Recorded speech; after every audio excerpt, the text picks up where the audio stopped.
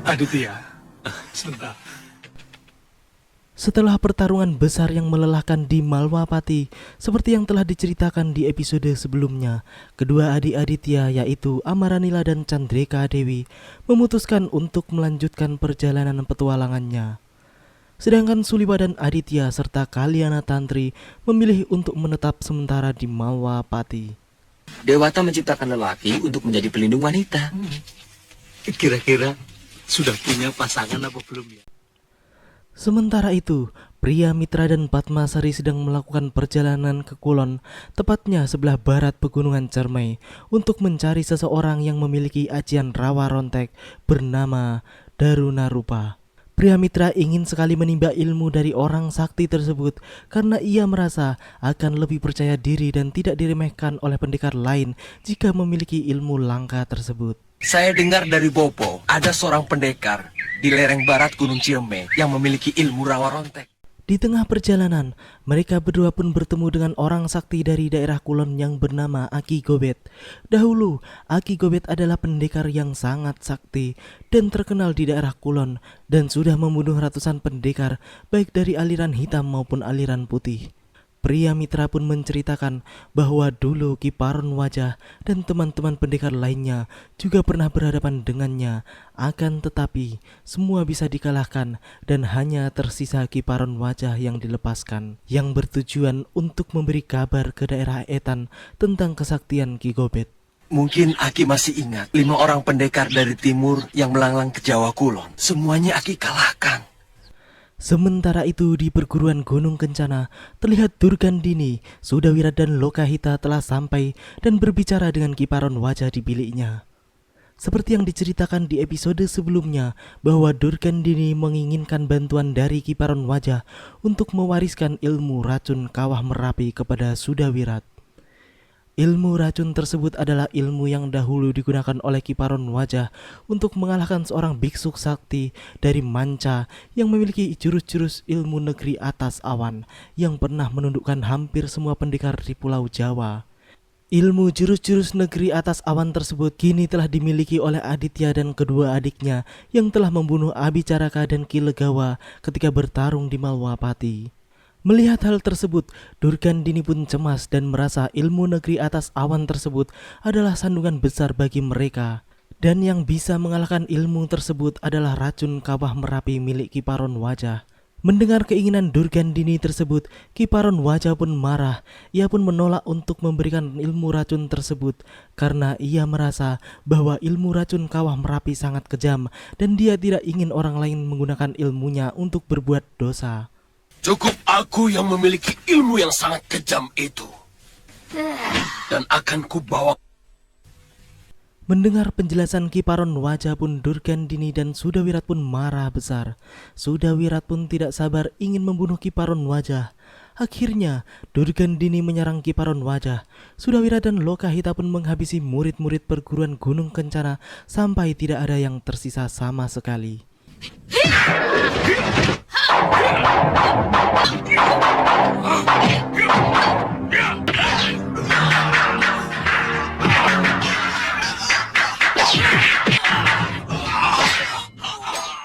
Durgandini kemudian mengeluarkan ajian rengka gunung miliknya hingga Kiparon Wajah tewas seketika dengan tubuh melepuh bagai dibakar api yang sangat panas.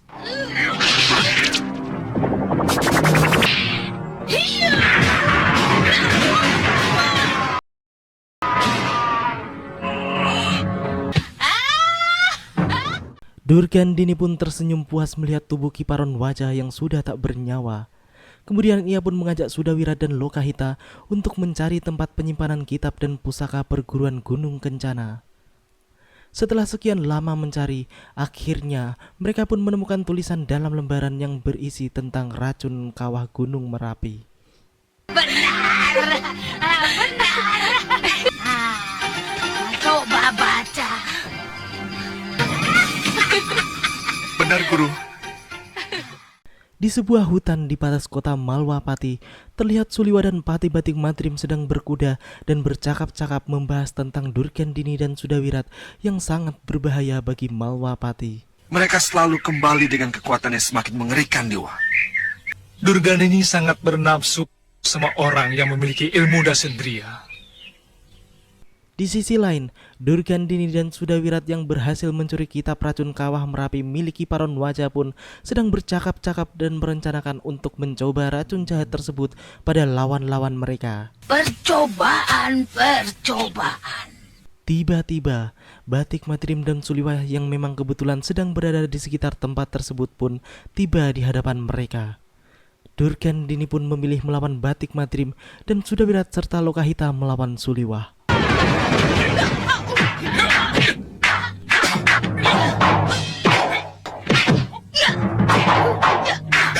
Durgandini pun terlihat masih sangat sulit untuk melayangkan satu pukulan pun ke tubuh Patih Malwapati tersebut, apalagi mengalahkannya.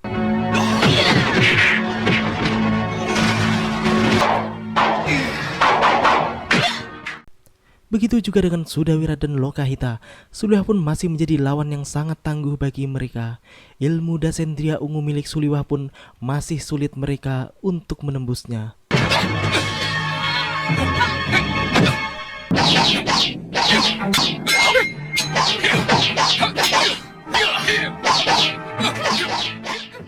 Batik Madrim pun menjadi lawan yang seimbang untuk Durgandini.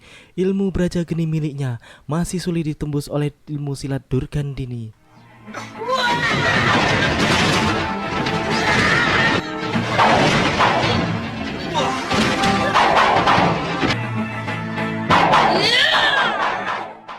Sementara itu, Sudawirat pun mulai merapal ajian rengka gunungnya.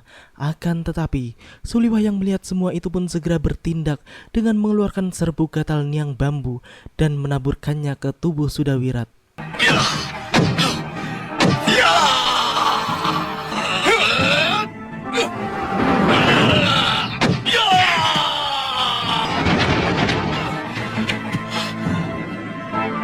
Rengkah gunung yang telah dipateknya pun gagal karena seluruh tubuhnya merasa gatal luar biasa. Sudawirat pun hanya bisa mengumpat kesal dan tidak sanggup untuk menyerang lagi.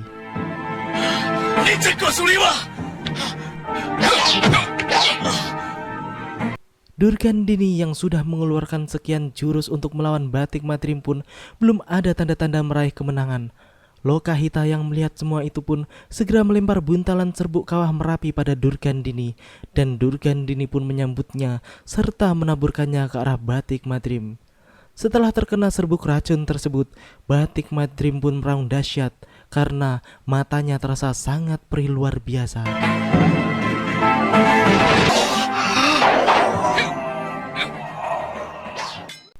Durgandini yang melihat Sudawirat tersiksa karena niang bambu pun segera kabur bersama Sudawirat dan Lokahita. Dia menggunakan biang bambu. Itu lagi. Ada murid kesayanganku. Aduh. Suliwah pun segera membantu Batik Madrim yang masih meraung kesakitan.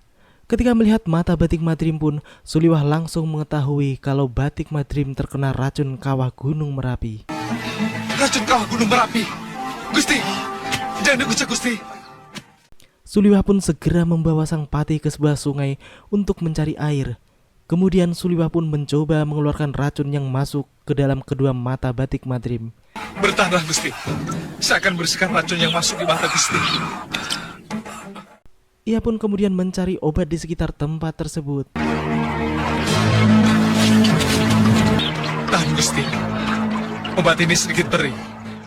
Setelah menyelesaikan pengobatannya, Suliwah pun menjelaskan bahwa keesokan harinya kedua mata patih Batik Madrim akan kembali terang seperti sedia kala.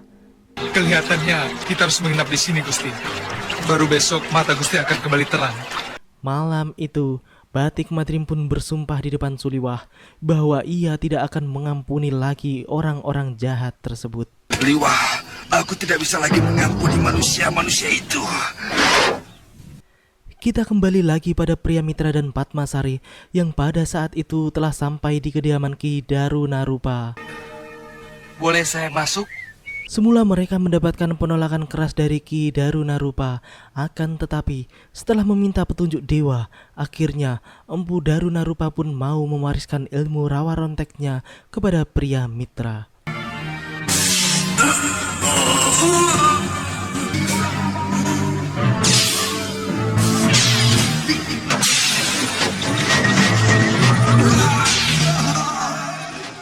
Setelah berhasil menurunkan ilmu rawa ronteknya, Empu Darunarupa pun moksa dan pria mitra ditugaskan untuk membakar jasadnya. Beliau telah meninggal, Padma. Sekarang, kita selenggarakan upacara Cita Sangskara.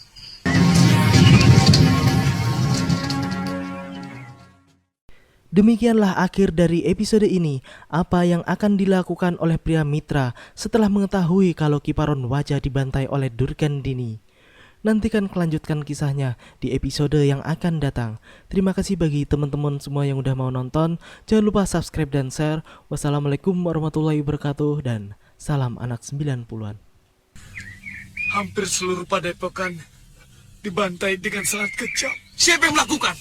Durgandini dan seorang anak muda. Bawana,